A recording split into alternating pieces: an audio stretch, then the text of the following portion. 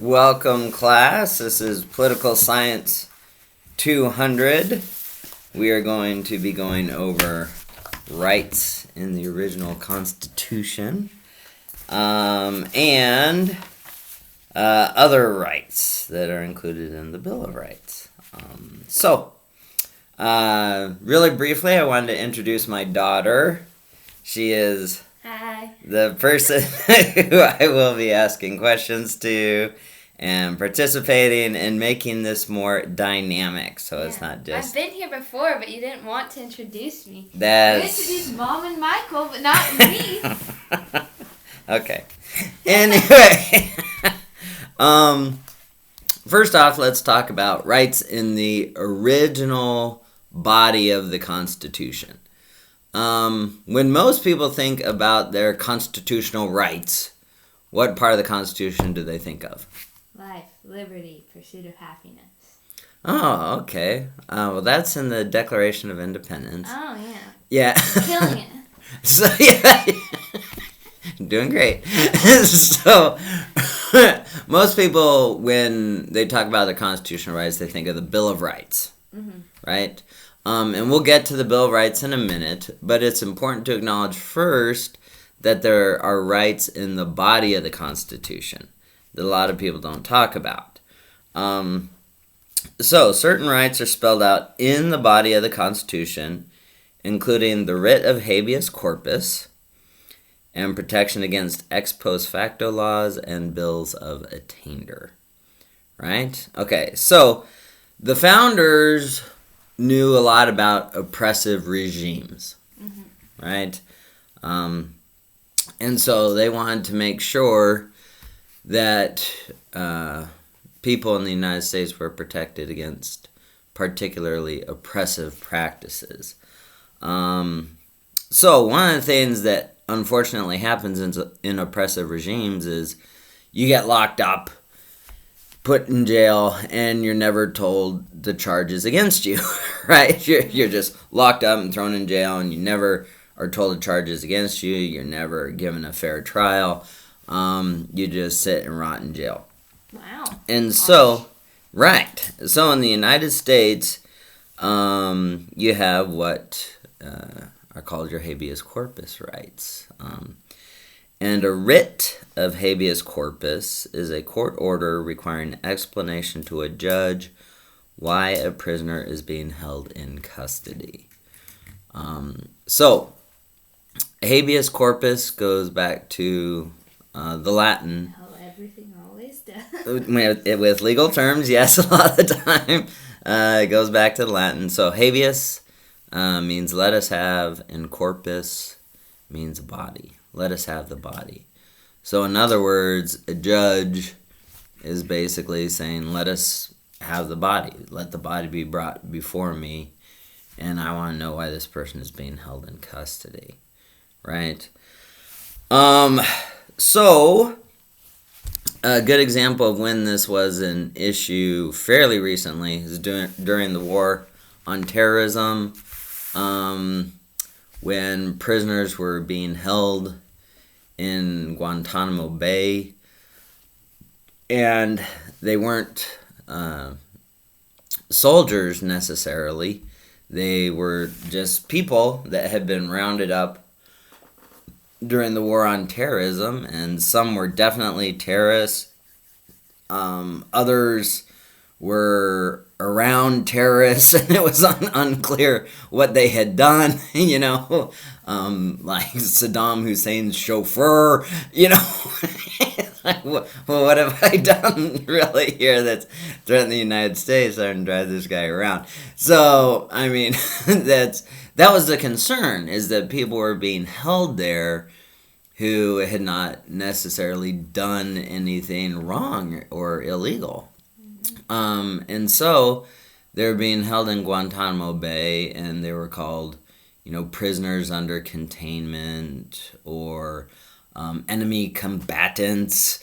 They were called all types of things other than soldiers, because if they were called soldiers, they were entitled to certain protections. If they were being treated as civilians, then they were entitled to certain protections, and so they're given these names. Yeah, well, yeah, exactly. Some guys with guns. Prisoners under containment, enemy combatants, this type of thing. So finally, lawsuits were filed on behalf of some of these prisoners. Case went to the Supreme Court, and the Supreme Court said habeas corpus rights extends to people in situations like these. They have the right to be brought before a judge and told the charges against them. So that was... A lot of them didn't really have real charges, so... Well, see, yeah, that's a concern, is some of the times we didn't have a lot on the people, a lot of evidence against them. Also, there were national security concerns. So there was a lot going on there. But the point is, they had habeas corpus rights too. So, all right. Now, next, that takes us to ex post facto laws. And ex post facto, post means after, and facto means the deed or the act. With an ex post facto law, basically what you do is you make something illegal after someone has already done it, and then you throw them in jail for doing it, right? So the textbook definition is a retroactive criminal law that works to the disadvantage of an individual, forbidden in the Constitution. This is forbidden in the Constitution. See, again, the founders knew about oppressive regimes. They knew the tactics that were used in oppressive regimes. And ex post facto laws are one of those tactics that are used in oppressive regimes. So say, just to use a silly example, say you're wearing a Dodgers cap, right? Oh, I have one. Yeah, exactly. You have a Dodgers cap. Go Dodgers. Say you're wearing a Dodgers cap, and there's photos of you wearing a Dodgers cap, and you love your Dodgers cap, and tons of people have seen you in your Dodgers cap, right? Then if your political enemies gain power and they want you thrown in jail, then they just pass a law saying it's illegal to wear a Dodgers cap. Yeah, I know. It's kind of a frivolous example, but it illustrates the point, right? Which is, if you want to go after your political enemies, you just pick anything that they've done in the past. No chocolate cakes. Yeah, yeah. Make it illegal, and then throw them in jail, right? Yep. So... Good if you're a dictator. Yeah, it works if you're a dictator, absolutely. And so in the United States, if something is legal when you do it, you cannot be punished for doing it if it later becomes illegal. Now, once something becomes illegal, you need to stop doing it, right? But if it's legal when you did it, then you can be punished for it, even if it's made illegal later. Makes sense. It does make sense. Okay. Next protection in the body of the Constitution is called protections against bills of attainder. And a bill of attainder is a legislative act inflicting punishment, including deprivation of property without a trial on named individuals or members of a specific group. Right? Okay, so we live in a democracy, right? Yes.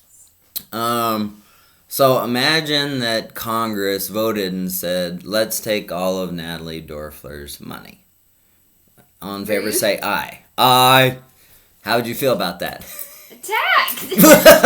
Exactly. Like, what? And they'll say, well, it's a democracy. We voted on it. Majority rules. You're out of luck. It passed both houses in identical form, was signed by the president. Now give us all your money. Right?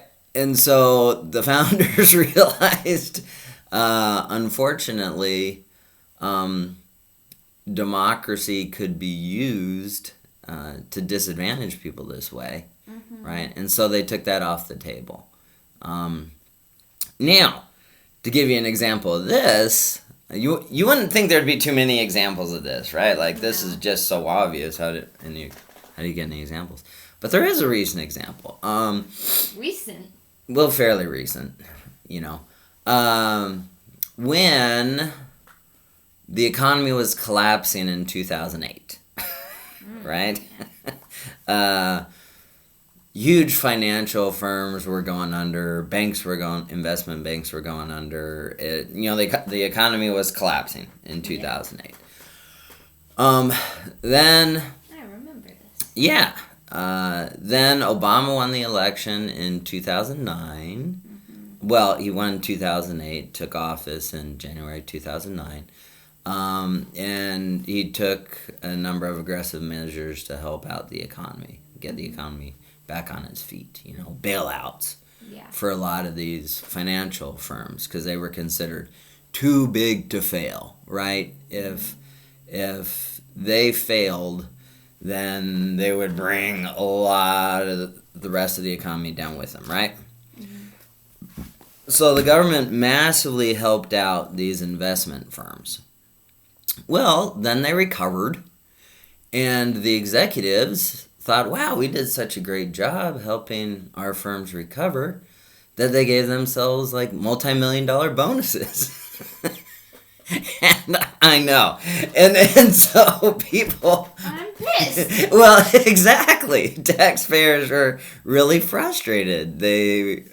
Taxpayers said, wait a minute, we helped these investment firms out, these investment banks out, at taxpayer expense, and now that they're making money again, they're giving themselves multi-million-dollar bonuses instead of, paying back the taxpayers. That doesn't seem right. Is someone going to pay back my student loans? Yeah. How come no one's paying back my student loans?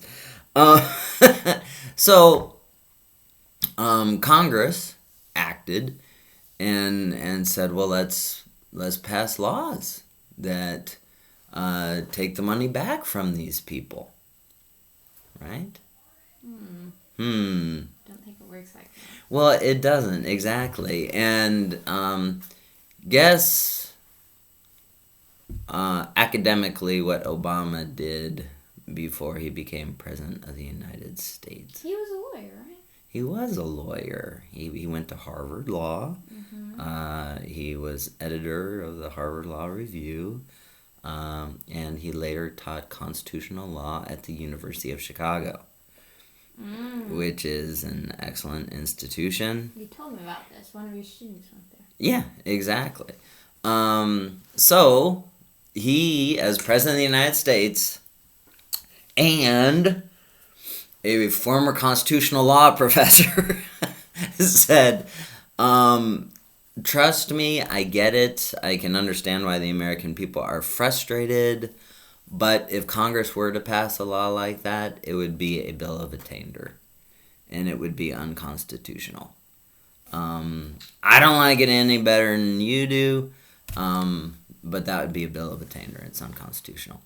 And I was kind of honestly impressed, number one, with Obama's knowledge of the Constitution, right? It's nice to have a president who's also taught constitutional law. Yeah. Yeah, it is. Anything. Well, yeah, he actually knows a lot about a number of things, but and I was impressed that he was willing to say, look, I can understand you're frustrated, but this law would be unconstitutional. It'd be a bill of attainder. Well, I can say my opinion. yeah, okay. All right, so those protections are in the original body of the Constitution. Now let's turn to the Bill of Rights, and that's where most people think of their rights as being in the Bill of Rights, which are the first 10 amendments to the Constitution, right? Yeah. So let's talk about the Bill of Rights in the states. Okay, so first off, let's discuss an important point. At the time of the founding, the Federalists wanted a federal government that was stronger than we had under the Articles of Confederation, but not too powerful, right? Yeah. So they said, we're going to limit it a number of ways. And we've been through those in the course. How do you limit it? Federalism, separation of powers, bicameralism, checks and balances. And they said, we're going to limit the federal government all these ways. So it'll be more powerful than it was under the Articles of Confederation, but not too powerful. Well, the Anti-Federalists said, well, we also want a Bill of Rights, just to make sure it doesn't get too powerful. And the Federalists said, yeah, but a Bill of Rights isn't really necessary because the federal government can only do those things that we specifically listed, that we specifically said it can do, like coin money, raise armies and navies, grant patents, establish post offices and post roads. See, it can only do these specific things. So you don't need a Bill of Rights to make sure that it doesn't get out of control. But a lot of people said we still want a Bill of Rights to make sure it doesn't get out of control. So they said, okay, fine, pass the Constitution, and then we'll also pass a Bill of Rights after we pass the original Constitution. So it's important to keep in mind that the Bill of Rights was passed after the original Constitution was passed. That's why they're the first 10 amendments. Okay, got it? The other thing is, the guarantee of the Bill of Rights originally applied only to the national government, not state governments. Ooh. Right? So, do you know the first 5 words of the First Amendment? No. No, that's okay. Most people don't. It's Congress shall make no law respecting an establishment of religion or prohibiting the free exercise thereof, or abridging the freedom of speech or of the press, or the right of the people peaceably to assemble and to petition government for a redress of grievances. So, what was the First Amendment designed to limit? The federal government or the states? Federal, because Congress is federal. Congress, exactly, right? You were going to say? Oh, we talked about that in 8th grade because it was a topic of our book of whenever you have to surrender certain rights when you go into public school, of like your freedom of speech. Yeah, we can talk about that more later. Yeah. We'll get to these. Interesting they chose that one to talk about, but interesting. So, Congress shall make no law. Now, when the 14th Amendment, which applies to the states, was adopted in 1868, which was right after the Civil War. Yeah, it was 13th, 14th, 15th. Exactly, those are Civil War amendments. Supporters contended that its due process clause, which states that no person shall be deprived by a state of life, liberty, or property without due process of law, limits states in precisely the same way the Bill of Rights limits the national government. Okay, so that's the argument, is, those words are in the 14th Amendment. No state shall deprive any person of life, liberty, or property without due process of law. So where are your fundamental liberties listed? The First Amendment. Yeah, the First Amendment in particular, but actually the first 8 amendments, right? Those are where your fundamental rights are listed. So they said, well, states can't limit these fundamental liberties either, right? That argument was vague. So selective incorporation is the process by which provisions of the Bill of Rights are made applicable to the states through the 14th Amendment, right? The selective incorporation doctrine is the belief that provisions in the Bill of Rights are made applicable to the states through the 14th Amendment. Keep in mind, not everyone believes in selective incorporation. Hardcore states' rights people think states should still be able to do a lot of things that they want to, like establish a state government or state religion if they want to. I know, yeah, that's pretty. I know what I'm telling you, they're out there. And just so you know, Justice Clarence Thomas, current member of the Supreme Court, is one of them. Serious? Yes, I am dead serious. He thinks that... The whole point of why we came over here. Yeah, I know, but he thinks states should be allowed to establish state religions if they want to. I know, he is a current member of the Supreme Court, so interesting. Okay, so this takes us to selective incorporation, as I mentioned, the process by which provisions of the Bill of Rights are brought within the scope of the 14th Amendment and so applied to state and local governments. So how this works is, the 14th Amendment is passed. Yes. Time goes on.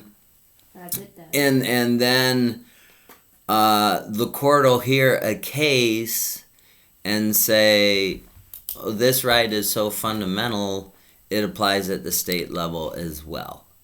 And then they will incorporate that part of the Bill of Rights. So if you look, different parts of the Bill of Rights were incorporated at different times. You look, are you guaranteed the right to counsel? Yeah. Yeah, in criminal trials, you're guaranteed the right to counsel, right? Yeah. So in 1942, a case was brought to the Supreme Court. It was called Betts versus Brady. Yeah, where this guy was charged with relatively petty offense, robbery, and he was poor, and he was not given counsel at state expense.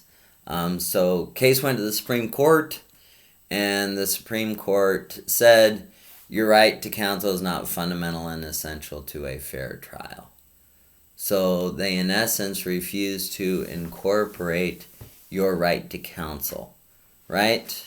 And our very own Hugo Black from the great state of Alabama dissented in that case and said, I disagree. We should incorporate the right to counsel. So time passed. 21 years went by. And now it's the Warren Council, right? Yeah, then the Warren Court. Warren Court, yeah. The Warren Court came in, Earl Warren was Chief Justice of the Supreme Court. Hugo Black was still on the court. It was 21 years later. And they heard another case done with the same thing. It was called Gideon versus Wainwright. And Clarence Gideon was convicted of breaking into a pool hall. So he was convicted of breaking and entering.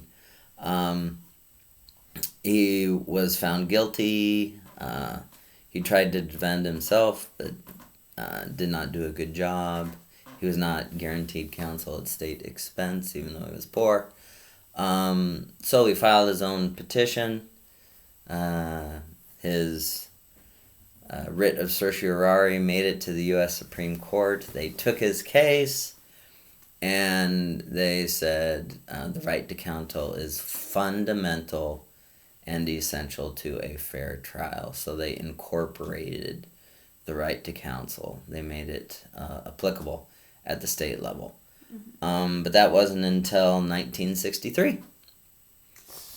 Right, exactly. Not that long ago. Well, exactly. You start thinking about it, and you're like, that's not that long ago. And so, it's interesting that, these provisions in the Bill of Rights, a number of them were not incorporated until relatively late in our nation's history. I think surprisingly late in our nation's history. Yeah. Yeah, most people would have assumed they would have been incorporated earlier.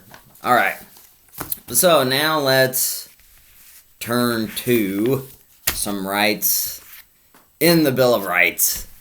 The first is freedom of religion, right? Now, there are actually two clauses in the First Amendment. They're called the Establishment Clause and the Free Exercise Clause, and both deal with religion. And so the First Amendment starts out, Congress shall make no law respecting an establishment of religion. Okay? Congress shall make no law respecting an establishment of religion. Do you think you should be taxed and then your tax money be given to a religion that you do not believe in? No. No. Why? It's my money. Well, okay. Okay. It's your money. Yeah. I'll give it to the federal government to make the roads that I drive on, the schools that I attend, and my future children will attend. And then, institutions I believe in, I will make those donations myself. Okay, very But good. I can choose. Right. Not you. Yeah, exactly. So if the government takes your tax money and then gives it to a church that you don't believe in, there's an element of compulsion there that many Americans find offensive. Yeah. Correct? Yeah. Also, if the government takes your tax money and then gives it to a church that you do not believe in, does that interfere with your ability to practice your own religion? Yes. How? Because I need that money for my own religion so that I can pay for the building. I can pay for any supplies that I need. I can pay to support the members of my congregation that aren't doing as well as they may be going through a rough patch. You need financial support during that time. And I would like to make those decisions for myself. Yeah, exactly. Or maybe I'm struggling. Maybe I need the money. Have you ever thought about if I need money? Yeah, exactly. Okay, great. So anyway, so at its most basic, right? Yeah. The Supreme Court has said the Establishment Clause prevents the federal government and other governments from taxing you and then giving your tax money to institutions that you do not believe in. Good. Right? But there's kind of more. So let me read this. Establishment Clause is a clause in the First Amendment that states that Congress shall make no law respecting an establishment of religion. It has been interpreted by the Supreme Court as forbidding governmental support to any or all religions. All right? Okay, now, the court hears cases over the years, right? Dealing with things like the Establishment Clause. And then it will develop certain constitutional tests that it will apply in certain areas, like when dealing with the Establishment Clause, right? So, the last test that 5 justices agreed to in the area of law dealing with the Establishment Clause was called the Lemon Test. Right? I know. So it's an interesting name, but it evolved from a number of cases and then was fully articulated in a case called Lemon versus Kurtzman. Right? Yeah, I'm boring. But basically the court said to be constitutional, a law or a practice or a government regulation or anything must, 1, have a secular legislative purpose, right? 2, its principle or primary effect must be one that neither advances nor inhibits religion. And 3, it must not foster an excessive government entanglement with religion. Right? So those are the 3 main provisions. So let's look at each one. First, to be constitutional, a statute must, 1, have a secular legislative purpose. What does secular mean? Concerned with worldly rather than spiritual matters. That was the definition I was given in history. Okay, very good. Exactly. So, if the government passes a law, it must have a secular purpose, not a religious or a spiritual purpose, right? So, 2, the principle or primary effect must be one that neither advances nor hinders religion, and it must not foster an excessive government entanglement with religion, right? So, to illustrate how the Lemon Test has been used, let's look at school prayer cases, right? Okay. One of the first was Engel versus Vitale, Vitale. I always read these things. I don't know how they're pronounced. But that was heard in 1962. And what happened in that case was New York, the New York State Board of Regents education officials, they'd written a prayer for the school children to recite every day. Okay. So, the state writes a prayer for you to recite every day. Does that sound constitutional or unconstitutional? Unconstitutional. Unconstitutional, exactly, right? And the Supreme Court said the state has to get out of the prayer writing business. Yeah. Which I love. So anyway, I think that's just a great way of putting it. State's got to get out of the prayer writing business. Then, just a short time later, they heard another prayer case dealing with more common practice, and that was Bible reading and reciting the Lord's Prayer. And that was Abington Township versus Shemp.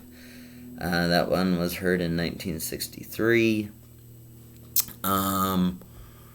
Okay, and so there was a state law requiring kids to read a certain number of Bible verses each day and to recite the Lord's Prayer every day. Constitutional or unconstitutional? Unconstitutional. Unconstitutional. Why? Well, if I don't believe in the Bible. Okay, well, yeah, but, I mean, that's a good question, but the point is, from a constitutional standpoint, why is that law unconstitutional? And the answer is... supporting a specific set of religions. Yeah. And more basically, go back to the Lemon Test. The law does not have a secular legislative purpose. It has a religious purpose. So, unconstitutional. Right? Then there was another prayer case. It was called Lee versus Weissman, 1992.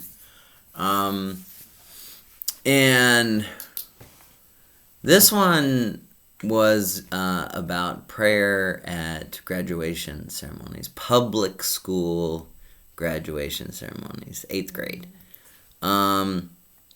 So, what happened in this case is the school district would select local clergy to give the prayer. So administrators would select local clergy to give the prayer, and then administrators would give the clergy guidelines on praying and at civic occasions. Yeah, to try to make it non-sectarian, not clearly targeted toward one religion, just kind of very broad. Thank you, eternal creator, for thy bounty, you know. So it was kind of like taboo. You can't say these words. Right, yeah. Don't say these words. But so they. The point is, the government, the public school officials, picked who said the prayer and gave them guidelines on how to pray at public school graduation ceremonies. So, case went to the Supreme Court. Constitutional or unconstitutional? Unconstitutional. Unconstitutional. You think they would learn. Yeah, you think they would learn. The court has been very consistent in the school prayer cases. Unconstitutional. So, remember how we talked about court opinions the other day? Mm-hmm. You know, and then you have the opinion of the court. And sometimes there are dissenting opinions. And sometimes there are concurring opinions, right? But again, the court's reasoning is important because it gives guidance to people and explains why a certain practice is unconstitutional. So, they said, first off, the level of state involvement is inappropriate. Mm-hmm. You know, the school officials are picking who gives the prayer and telling them how to pray, basically. Yeah. So, you know, the level of government involvement is inappropriate here, right?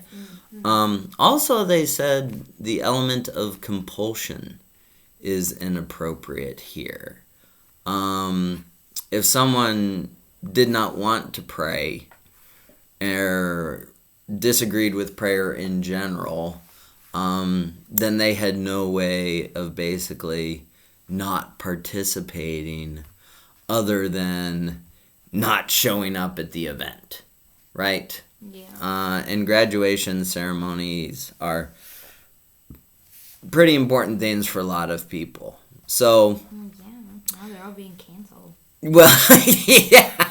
Anyway, but so if you try to make the argument, well, if you don't want to pray, just don't show up at your 8th grade graduation ceremony. The court said, that's not very nice.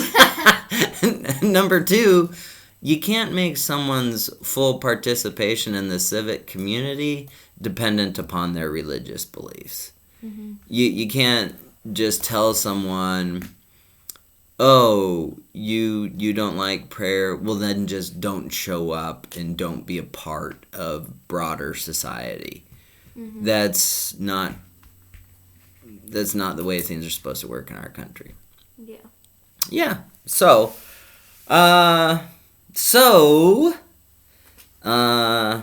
that's another really important Supreme Court case dealing with school prayer. You want another one really fast? Sure. Yeah, Santa Fe Independent School District versus Doe. Now, Santa Fe Independent School District is a little deceptive. Sounds like something that would come out of the Southwest. Santa Fe Independent School District was actually in East Texas. Wow. And that is an area of the country where people were primarily Baptist, right? Yep. And, you know, again, we talked about the importance of opinions of the court. So, the locals in Santa Fe, they said, okay, in Lee versus Weissman, the graduation case, the court had a problem with administrators picking the clergy and telling them how to pray. So here's what we're going to do. First off, we're just going to take a vote among the kids and see who wants to pray at before the football games and who doesn't. Well, how's a vote like that going to go over in East Texas, where almost everyone's Baptist? Everyone's going to say, okay, let's pray, okay. All right, well, there's your vote, okay. So, they tried to make the argument, no government involvement. Yeah. You know, kids did it voluntarily. Next, they said kids chose who was going to pray, right? So, in Lee versus Weissman, administrators picked. Here, kids are picking. Mm-hmm. So, you know, they'd obviously read Lee versus Weissman. they yeah, they're finding the loopholes, right? Okay, and then they they basically said, again, they tried to use the argument, and attendance is voluntary. If you don't like it, don't show up. So case went to the Supreme Court, and the Supreme Court struck down this practice again, and they said, look, you're using the PA system. This is getting coordinated through the school, even though the kids are the ones who decided to have the prayer and who was going to give it. You've been to a number of school football games. Yeah. Are they very tightly orchestrated events? Yes. Yes. Have you seen the band director running around? Yeah, leading up to kickoff. So it's not like, oh, well, we have a little free time. How about Timmy prays? No, this you gotta get in the schedule, right? And so government has to, in essence, make provisions for you. Next, they said the argument that if you don't want to pray, just don't show up. That's still not cutting it again, right? Because number one, again, you can't make somebody's full participation in the civic community dependent on their political beliefs and religious beliefs. Yeah. But also, they said there are some people that have to be there. Do cheerleaders have to be there? Yes. Do members of the band have to be there? Yes. Yes. And football players, if they want to play, they have to be there. So Gotta show up. Exactly. So the court has been amazingly consistent in the school prayer cases. It has been don't do it, right? And using the Lemon test, all these attempts at school prayer get skewered on the secular legislative purpose prong, right? Because prayer by its very nature is a religious practice, right? Yeah. Yeah, exactly. So again, the one more thing I say in school prayer, even though I think I said it in this class, is remember, kids are always free at almost any time in the school day to lower their heads and say a prayer. So, as some people have said, Biology we do on every Friday. Yeah. So, some people said, as long as there are math tests, there will be prayer in school, right? It's just, and that's an important distinction, because the whole point of school prayer cases is they can't be government led. They can't be government coordinated. Kids are still free to pray in school. They're free to meet at the flagpole before school and pray. They're free to meet at the flagpole after school and pray. They're free to bless their food at lunch if they want. No one's going to stop them. The problem is when prayer is government-led, government-sponsored, or government-coordinated. Don't ask government to do any of that. Do it on your own. And then it's genuine, which is also nice too. Okay. Now there are other areas of the law dealing with the Establishment Clause. We dealt with school prayer. Another fun one is holiday displays or religious displays. Okay, I have a problem with this. We don't get off Hanukkah. No, you don't. Why don't we get off Hanukkah? Well, that's one of the challenges of living in a democracy. Jewish people are about 2% of the population. So I grew up in Southern California. There were a lot of people that celebrated Hanukkah. And we got a number of Jewish holidays off in Southern California. We always got Yom Kippur off and Rosh Hashanah. Yeah. But not all of Hanukkah. Anyway. Not all of Hey. Hanukkah. let's turn now to the holiday display cases, because they're kind of fascinating. Okay, let's make right off the bat. Let's make a couple things clear. I own a home. It's private property. Am I allowed to put up a manger scene on my lawn? Yes. Yes, because that's private property. The problem becomes when manger scenes, otherwise known as creche scenes, are put on public property. And they're purchased by government, they're stored by government, they're set up by government employees, because maybe a lot of people don't want their tax dollars being used that way. And, well, anyway. So the question comes out, what about holiday displays or religious displays on public land? And one of the leading cases in this area is County of Allegheny versus ACLU, right? And what happened was the county had kind of two different displays, right? One was a Christmas tree and like a huge menorah, and it was outside on public property somewhere, and not a whole lot to it, right? Mm-hmm. Then the other holiday display was a creche scene, a manger scene, in the county courthouse, and the manger scene was framed by this grand staircase, and so you looked at it and it was beautiful. It was like, oh, and that was they added a little spotlight. Yeah, exactly. Exactly, right.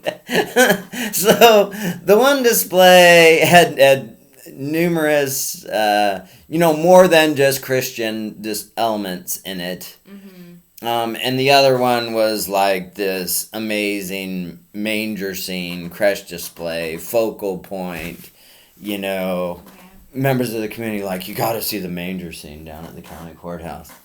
Hey.